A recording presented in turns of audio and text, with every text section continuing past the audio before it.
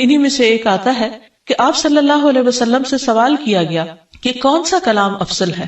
آپ نے فرمایا جو اللہ نے اپنے فرشتوں اور اپنے بندوں کے لیے چنا، اور وہ ہے سبحان اللہ و بحمدہ، سبحان اللہ و بحمدہ، یعنی جب انسان دعا کرنا چاہے تو اس سے پہلے کچھ مرتبہ جتنا اس کا دل چاہے اللہ تعالیٰ کی تسبیح اور حمد و ثنا بیان کرے، اور بار بار تکرار کے ساتھ کہتا رہے سبحان اللہ و بحمدہ، اس کے بعد درود شریف پڑھے جتنی دیر پڑھنا چاہے، اور پھر اس کے بعد اپنی حاجت اللہ سبحانہ و تعالیٰ کے سامنے رکھے تو انشاءاللہ اس کی پریشانی دور ہوگی۔ جہاں تک گھریلو پریشانیوں کا تعلق ہے تو اس میں ہم دیکھتے ہیں کہ ہر گھر کے اندر کوئی نہ کوئی چیز ایسی ہو جاتی ہے کہ جس سے باہمی تعلقات میں بدمزگی پیدا ہو جاتی ہے۔ بعض افراد کی طبیعت میں غصہ زیادہ ہوتا ہے، بعض لوگ جھگڑالو ہوتے ہیں، بعض لوگ شکی مزاج کے ہوتے ہیں، بعض لوگوں کو اونچا بولنے کی عادت ہوتی ہے، بعض لوگ دوسروں کو مختلف باتوں پر زج کرتے رہتے ہیں، بعض لوگ اپنی ذمہ داریوں کو ٹھیک سے نہیں نبھاتے۔ تو یہ تمام چیزیں صرف نہ یہ کہ ایسے انسان کو خود بلکہ اس کے آس پاس رہنے والوں کو اذیت میں مبتلا کر دیتی۔ اب اس میں انسان بعضوں کو سمجھانے سے بھی کام لیتا ہے، دوسروں سے بھی مدد لیتا ہے، لیکن پھر بھی مسئلہ حل نہیں ہوتا۔ تو صحابہ کرام تو اپنی جوتی کا تسمہ بھی ٹوٹ جاتا تو اللہ سبحانہ تعالیٰ سے مانگتے تھے۔ تو اگر گھر کے اندر کسی قسم کی ناچاکی یا پریشانی ہے تو اس سلسلے میں بھی ہمیں اللہ تعالیٰ کی طرف رجوع کرنا چاہیے، اور پھر اس کے ساتھ ساتھ دوسرے کو جو مشکل پیدا کر رہا ہے سمجھانا بھی چاہیے۔ جہاں تک لڑائی جھگڑے کا تعلق ہے تو اسے منافقت کی علامت بتایا گیا۔ آپ صلی اللہ علیہ وسلم نے فرمایا کہ منافق کی 4 علامتیں ہیں، ان میں سے ایک بات کرے تو جھوٹ بولے، وعدہ خلافی کرے، امانت میں خیانت کرے، اور جب وہ جھگڑا کرے تو گالی دے، یعنی جھگڑتا بھی ہے اور گالی بھی دیتا ہے۔ نبی صلی اللہ علیہ وسلم نے یہ بھی فرمایا کہ اللہ کو سب سے زیادہ ناپسند آدمی وہ ہے جو بہت جھگڑالو ہے، یعنی اللہ تعالیٰ ایسے شخص سے محبت نہیں کرتے۔ اس لیے اگر آپ کسی سے بات کر رہے ہو تو اس کی بات توجہ سے سن لے۔ چھوٹی چھوٹی باتوں پر جھگڑنا اور دوسرے کے ساتھ بد اخلاقی سے پیش آنا یہ درست نہیں۔ پھر اسی طرح مومن جو ہے وہ کبھی بد اخلاق نہیں ہوتا، اور بد اخلاقی پھر منافقت کی علامت ہے۔ رسول اللہ صلی اللہ علیہ وسلم نے فرمایا تمہارے یہ نسب نامے کسی کے لیے گالی کا سبب نہیں ہے، تم سب آدم کی اولاد ہو، ایک دوسرے کے قریب ہو، دین یا عمل صالح کے علاوہ کسی وجہ سے کسی کو کسی پر کوئی فضیلت نہیں۔ آدمی کے برا ہونے کے لیے یہی کافی ہے کہ وہ فحش گو ہو، بد کلام ہو، بخیل ہو اور بزدل ہو۔ پھر اسی طرح آپس میں محبتوں کا نہ ہونا، بہن بھائیوں میں ناچاکی یا شوہر بیوی میں ناچاکی یا والدین کے ساتھ محبت کا نہ ہونا، یہ ایک طرح سے اللہ تعالیٰ کی طرف سے ایک آزمائش بھی ہو سکتی ہے اور ایک عذاب بھی ہو سکتا ہے۔ مومن تو محبت کرنے والا ہوتا ہے، اور اس شخص میں کوئی خیر نہیں جو محبت کرتا نہیں اور لوگ اس سے محبت نہیں کرتے، اور لوگوں میں سب سے زیادہ بہترین انسان وہ ہے جو لوگوں کے لیے فائدہ مند ہوتا ہے۔ تو اس لیے بہت ضروری ہے کہ خاندان کے اندر باہم محبت پائی جائے۔ گھریلو زندگی خوبصورت ہو جاتی ہے اگر آپس میں ایک دوسرے سے پیار، محبت اور ہمدردی کے جذبات پائے جاتے ہیں۔ پھر اسی طرح بعض اوقات گھریلو زندگی میں بدگمانیاں بہت تکلیف دیتی ہیں، یا گھر کے کچھ افراد سنی سنائی باتوں پر یقین کرتے ہوئے دوسروں کے خلاف بدگمانی پال لیتے ہیں، تو اس سے بھی پرہیز کرنے کی ضرورت ہے۔ اسی طرح گھریلو پریشانیوں میں گھر کا تنگ ہونا بھی ایک عذاب کی شکل ہے۔ اس لیے نبی صلی اللہ علیہ وسلم نے ہر وضو کرنے کے بعد جو دعا سکھائی اس میں خاص طور پر یہ دعا آتی ہے کہ اللہ میرے گھر میں وسعت پیدا کر دے، یعنی ایک تو دلوں میں وسعت ہو اور دوسرا یہ ہے کہ جگہ بھی کشادہ ہو۔ رسول اللہ صلی اللہ علیہ وسلم نے فرمایا 3 چیزیں بدبختی میں سے ہیں۔ عورت جب تو اسے دیکھے تو وہ تجھ کو بری لگے اور وہ تجھ پر اپنی زبان چلائے، اور اگر تو اس سے غائب ہو تو وہ اپنے نفس کی اور تیرے مال کی حفاظت نہ کرے۔ دوسرے مریل سواری کہ اگر تو اسے مارے اور چلائے تو تجھ کو تھکا دے، اور اگر اسے چھوڑ دے تو تجھے جلد تیرے ساتھیوں تک نہ پہنچائے، اور ایسا گھر جو تنگ اور کم سہولتوں والا ہو۔ تو اس لیے اگر انسان ایسی کسی تکلیف میں مبتلا ہے تو اس کا حل بھی یہی ہے کہ کوشش کے ساتھ ساتھ انسان دعا کرے۔ اسی طرح خرچ میں کمی، وسائل میں کمی، مال میں کمی، یہ تمام چیزیں بھی عموماً گھروں کے اندر جھگڑے پیدا کر دیتی ہیں۔ کھانے پینے کی قلت، بنیادی ضروریات کا پورا نہ ہونا، تو ایسی صورت میں بھی انسان اللہ تعالیٰ کی طرف رجوع کرے، اور اس کے لیے ساتھ ہی کوشش بھی ضروری ہے۔ کوشش میں سب سے پہلے تو یہ کہ انسان لڑائی جھگڑا چھوڑے، صبر و ضبط کی عادت ڈالے، برداشت و تحمل کی عادت اپنے اندر پیدا کرے، اپنے اخلاق کو بہتر بنائے۔ ایک حدیث کے مطابق اللہ سبحانہ و تعالیٰ جب کسی گھرانے پر خیر و برکت نازل فرمانا چاہتے ہیں تو اس گھر والوں کے اندر نرمی پیدا کر دیتے ہیں. اور ایک اور حدیث میں یہ بھی آتا ہے کہ جو نرمی سے محروم کر دیا گیا وہ ہر خیر و بلائی سے محروم کر دیا گیا. تو اس لیے گھر کے ہر فرد کو اپنے اپنے رویے پر غور کرتے ہوئے اپنے اخلاق کی اصلاح کرنے کی ضرورت ہے، اور دوسروں سے توقعات زیادہ رکھنے کی بجائے اپنا طرز عمل اچھا کرنے کی ضرورت ہے. اور گھر والوں کے ساتھ بہترین ہونا نبی صلی اللہ علیہ وسلم کی سنت ہے. آپ نے فرمایا تم میں سے بہتر وہ ہے جو اپنے گھر والوں کے لیے بہتر ہو، اور میں تم سب کی نسبت اپنے گھر والوں کے حق میں اچھا ہوں. یعنی آپ نے اپنی مثال دی کہ میں سب سے اچھا سلوک اپنے گھر والوں سے کرتا ہوں، تو تمہیں بھی اگر اچھا بننا ہے تو ایسا ہی کرنا ہوگا. پھر اسی طرح گھر والوں کو زیادہ سے زیادہ فائدہ پہنچانا. حسن بصری سے مروی ہے کہ اللہ تعالیٰ کے نزدیک پسندیدہ بندے وہ ہیں جو اپنے اہل و عیال کو سب سے زیادہ نفع دینے والے ہیں. پھر اسی طرح پیار و محبت سے رہنا. اگر لڑائی جھگڑا ہو بھی جائے یا کوئی غلط فہمی پیدا بھی ہو جائے تو اس وقت خاموشی اختیار کر لینا، مناسب وقت کا انتظار کر کے اس غلط فہمی کو دور کرنا ضروری ہے. پھر اسی طرح اللہ سبحانہ وتعالیٰ نے گھریلو زندگی کو خوشگوار بنانے کے لیے جو بہترین ہدایت ہمیں قرآن مجید میں دی ہے وہ ہے عفو و درگزر سے کام لینا. اللہ تعالیٰ فرماتے ہیں اے لوگو جو ایمان لائے ہو، بے شک تمہاری بیویوں اور تمہارے بچوں میں سے بعض تمہارے دشمن ہیں، سو ان سے ہوشیار رہو، اور اگر تم معاف کرو اور درگزر کرو اور بخش دو تو بے شک اللہ بے حد بخشنے والا نہایت رحم فرمانے والا ہے. تمہارے مال اور تمہاری اولاد تو محض ایک آزمائش ہے، اور جو اللہ کے پاس ہے وہ بہت بڑا اجر ہے. واللہ عندہ اجر عظیم، اور جو اللہ ہے اسی کے پاس بہت بڑا اجر ہے. یعنی انسان کو بعض اوقات اپنی ہی بیوی یا بیوی کو اپنے ہی شوہر سے اور بعض اوقات اپنے ہی بچوں سے یا اپنے ہی والدین سے دشمنی کا اندیشہ ہو سکتا ہے، اور وہ ایک دوسرے کے لیے مصیبت اور بلا ہو سکتے ہیں. لیکن ایسی صورت میں بھی انسان کا گزارا نہیں ہو سکتا جب تک ایک دوسرے کو معاف نہ کرے. زندگی کی گاڑی نہیں چل سکتی جب تک انسان دوسروں کے قصور اور غلطیاں ان سے درگزر نہ کرے، کیونکہ ہر انسان کبھی غصے کی وجہ سے، کبھی جہالت کی وجہ سے، کبھی جلد بازی کی وجہ سے، کبھی لوگوں کے اکسانے پر اپنے پیاروں کے ساتھ زیادتیاں کر جاتا ہے. تو ایسی صورت میں انسان اگر چاہتا ہے کہ اس کی زندگی خوشگوار ہو تو اسے معاف کرتے رہنا چاہیے. نبی صلی اللہ علیہ وسلم کے اخلاق کے بارے میں جب پوچھا گیا تو حضرت عائشہ کہتی ہیں کہ آپ تان و تشنیع کرنے والے نہ تھے، یعنی تانے نہیں دیتے تھے، یعنی اگر کسی سے غلطی ہو جاتی تو اسے بار بار یاد نہیں کراتے تھے، فحش کام نہیں کرتے تھے، بازاروں میں چیخنے والے اور برائی کا بدلہ برائی سے دینے والے نہ تھے، بلکہ معاف کرنے والے اور درگزر کرنے والے تھے.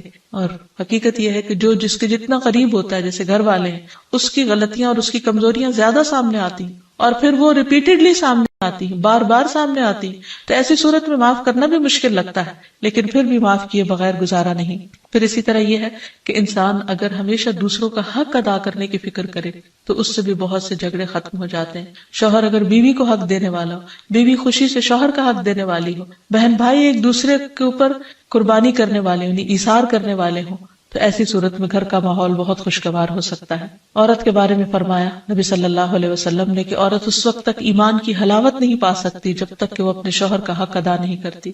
اسی طرح شوہر کے لیے نبی صلی اللہ علیہ وسلم کا یہ اسوہ حسنہ بہترین ہے کہ آپ صلی اللہ علیہ وسلم اپنے گھر ہوتے ہوئے اپنے گھر والوں کے کام کاج میں ہاتھ بٹایا کرتے تھے، ان کی خدمت کیا کرتے تھے.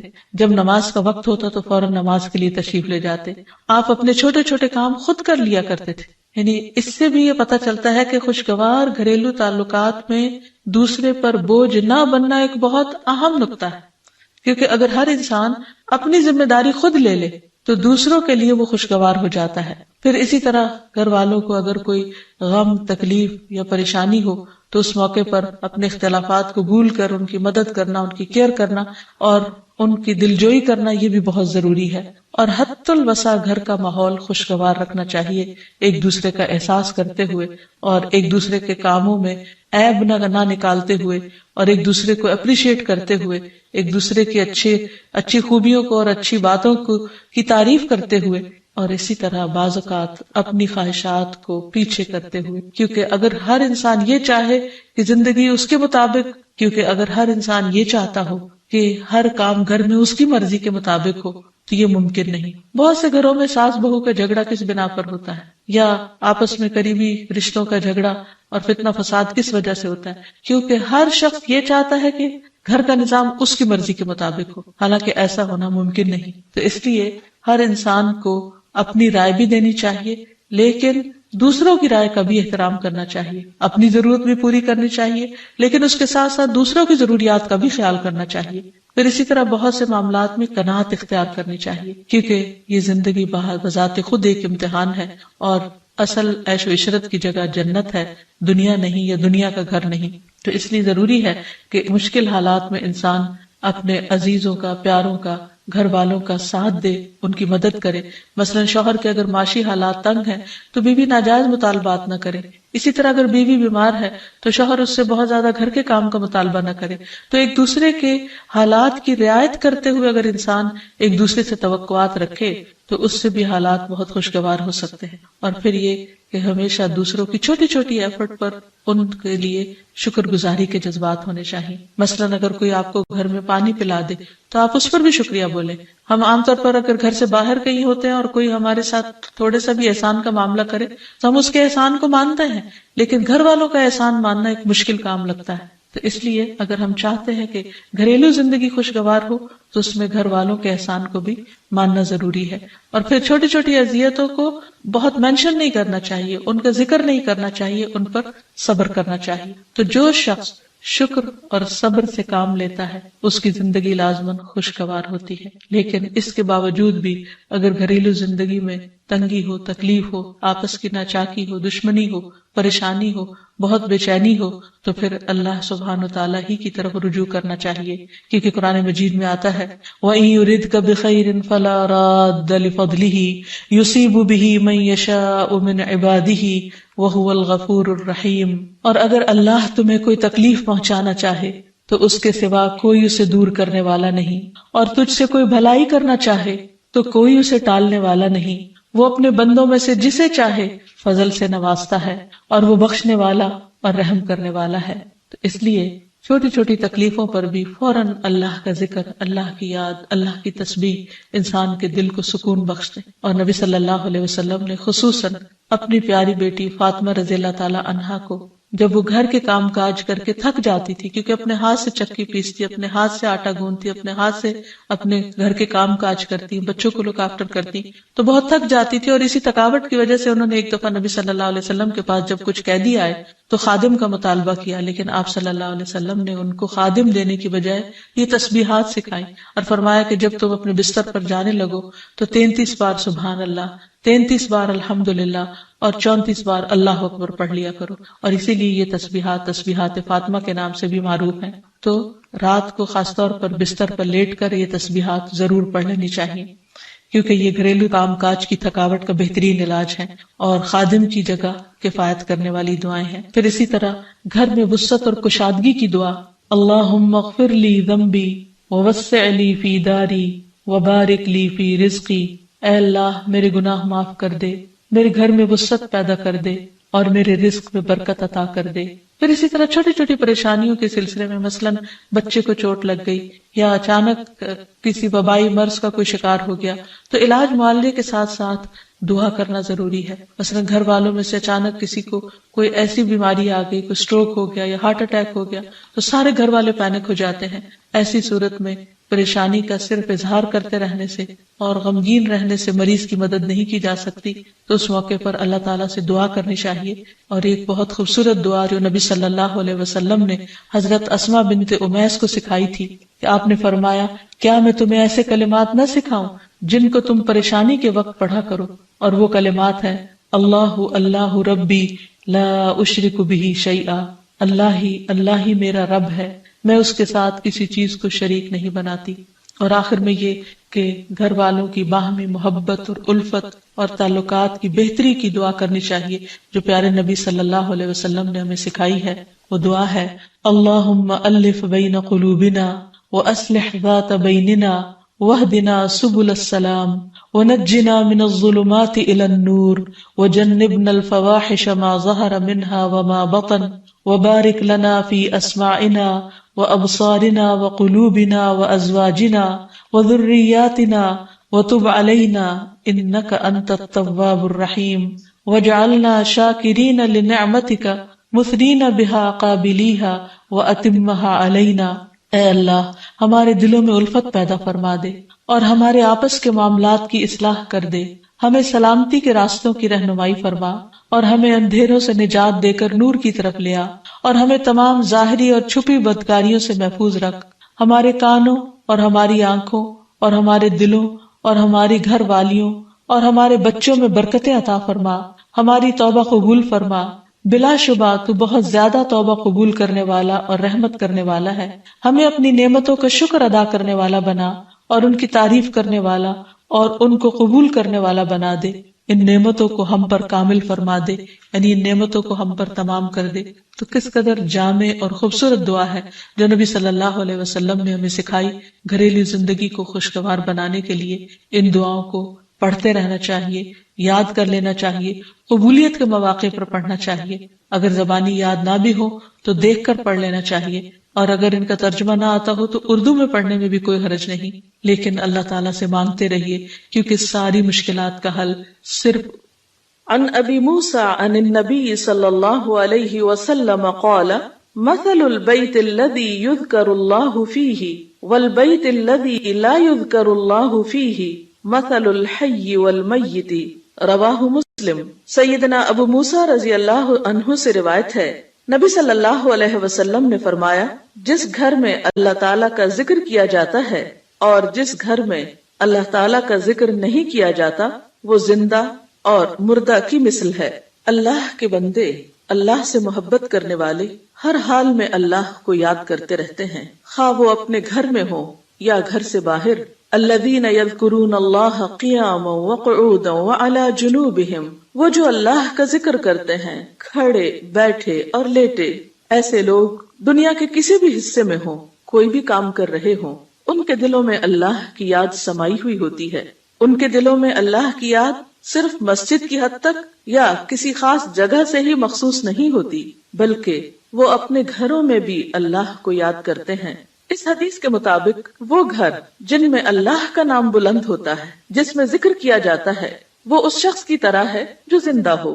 اس کی مثال ایک زندہ انسان کی سی ہے۔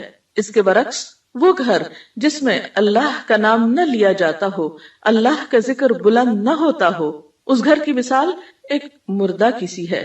اور آپ سب جانتے ہیں کہ زندہ اور مردہ برابر نہیں ہوا کرتے۔ لا يستوي الاحیاء ولا الاموات، زندہ اور مردہ برابر نہیں، دونوں میں بہت بڑا فرق ہے۔ اسی طرح ان دو گھروں میں بھی بہت فرق ہے، جن میں سے ایک میں اللہ کی یاد بلند ہو، اللہ کا نام بلند ہو، اور دوسرے وہ جس میں اللہ تعالیٰ کو یاد کرنے والا کوئی نہ ہو۔ قرآن پاک میں اللہ سبحانہ وتعالیٰ کو یاد کرنے والوں کی صفت یہ بتائی گئی ہے کہ رجال لا تلہیہم تجارت ولا بیع عن ذکر اللہ، وہ ایسے لوگ ہیں جنہیں تجارت اور خرید و فروخت اللہ کی یاد سے غافل نہیں کرتی، یعنی عین دنیا کے اندر رہتے ہوئے بھی وہ اللہ کو یاد کرتے رہتے ہیں۔ وَإِقَامِ الصَّلَاةِ وَإِيتَاءِ الزَّكَاةِ، نماز قائم کرنے اور زکوٰۃ کی ادائیگی سے کوئی چیز انہیں منع نہیں کرتی، مانے نہیں ہوتی۔ اور وہ یہ کیوں کرتے ہیں؟ یعنی اللہ کو یاد کیوں کرتے رہتے ہیں اور اپنے فرائض کی ادائیگی میں سرگرم کیوں رہتے ہیں؟ یخافون یوما تتقلب فیہ القلوب والابصار، وہ اس دن سے ڈرتے ہیں جس دن دل اور نگاہیں الٹ پلٹ ہو جائیں گی، یعنی قیامت کا خوف ہے ان کے دل کے اندر، اور اس کے ساتھ ساتھ اللہ کے فضل کے امیدوار بھی ہیں۔ لیجزیہم اللہ احسن ما عملوا ویزیدہم من فضلہ، تاکہ اللہ ان کو بدلہ دے ان کے اچھے اعمال کا جو انہوں نے کیے، اور اپنے فضل سے زیادہ بھی نوازے۔ واللہ یرزق من یشاء بغیر حساب، اور اللہ اپنے رزق میں سے جسے چاہتا ہے بے حساب عطا کر دیتا ہے۔ تو بات یہ ہے کہ جو دل خوف اور امید کے درمیان ہوتے ہیں وہ دل اللہ کی یاد سے معمور ہوتے ہیں، اور جن لوگوں کے دل اللہ کی یاد سے معمور ہوتے ہیں ان کے گھر بھی اللہ کی یاد سے معمور ہوتے ہیں۔ عام طور پر گھروں میں دو طرح سے ذکر ہوتا ہے، ایک انفرادی ذکر اور ایک اجتماعی ذکر۔ انفرادی ذکر میں نماز پڑھنا، قرآن کی تلاوت، اور اسی طرح چلتے پھرتے، اٹھتے بیٹھتے، گھر کے کام کاج کرتے، لیٹتے جاگتے، چلتے پھرتے اللہ کو یاد کرتے رہنا، خصوصاً وہ مسنون اذکار جو رسول اللہ صلی اللہ علیہ وسلم سے وارد ہیں، اور دوسری قسم اجتماعی ذکر کی ہے کہ کسی ایک گھر میں مختلف لوگ جمع ہو کر یا اہل خانہ ہی جمع ہو کر اکٹھے بیٹھ کر اللہ کو یاد کریں، اور اس سے مراد کسی خاص قسم کا وظیفے کا ورد ہی نہیں بلکہ اللہ تعالیٰ کی یاد کے مختلف طریقے ہو سکتے ہیں۔ اللہ تعالیٰ کی معرفت حاصل کرنے، علم سیکھنے اور جاننے کے جو حلقات ہیں وہ بھی اللہ ہی کے ذکر اور اللہ ہی کی یاد کی طرف انسان کو راغب کرتے ہیں۔ قرآن پاک میں خاص طور پر ازواج مطہرات کو یہ حکم دیا گیا، وَاذْكُرْنَ مَا يُتْلَى فِي بُيُوتِكُنَّ مِنْ آيَاتِ اللَّهِ وَالْحِكْمَةِ، اور ذکر کرتی رہو، یاد کرتی رہو جو تمہارے گھروں میں پڑھی جاتی ہیں اللہ کی آیات اور حکمت کی باتیں، یعنی ازواج مطہرات رسول اللہ صلی اللہ علیہ وسلم کے گھر میں قرآن پاک اور حکمت کی باتوں کا ذکر کریں، یعنی انہیں آپس میں بھی سیکھیں سکھائیں اور دوسروں کو سکھانے کا بھی انتظام فرمائیں۔ تو گویا ذکر کی مجالس سے مراد تسبیحات وغیرہ کرنا بھی ہو سکتا ہے اور علم کی مجالس بھی ہیں، اور خصوصاً ایسے علم کی مجالس جن کے ذریعے انسان کے ایمان میں اضافہ ہو، اللہ تعالیٰ سے تعلق مضبوط ہو۔ قرآن پاک میں اللہ تعالیٰ نے اہل ایمان کو خصوصی طور پر تنبیہ فرمائی، تلقین فرمائی، یا ایھا الذین آمنوا لا تلہکم اموالکم واولادکم عن ذکر اللہ، اے لوگو جو ایمان لائے ہو، تمہارے مال اور تمہاری اولادیں تمہیں اللہ کے ذکر سے غافل نہ کریں، ومن یفعل ذلک فاولئک ھم الخاسرون، اور جو ایسا کریں گے وہی لوگ دراصل خسارہ پانے والے ہیں، نقصان اٹھانے والے ہیں۔ یعنی گھر میں ہوتے ہوئے انسان دنیا کے کاموں میں مشغول ہو جاتا ہے یا بال بچوں کی محبت میں بعض اوقات اللہ تعالیٰ کی یاد سے غافل ہو جاتا ہے، تو ایسے میں فرمایا کہ لا تلہکم اموالکم و اولادکم عن ذکر اللہ، یہ دنیا کے مال اور یہ تمہارے بال بچے تمہیں اللہ کی یاد نہ بھلائیں۔ گویا گھر میں ہوتے ہوئے اللہ کو یاد کرتے رہو۔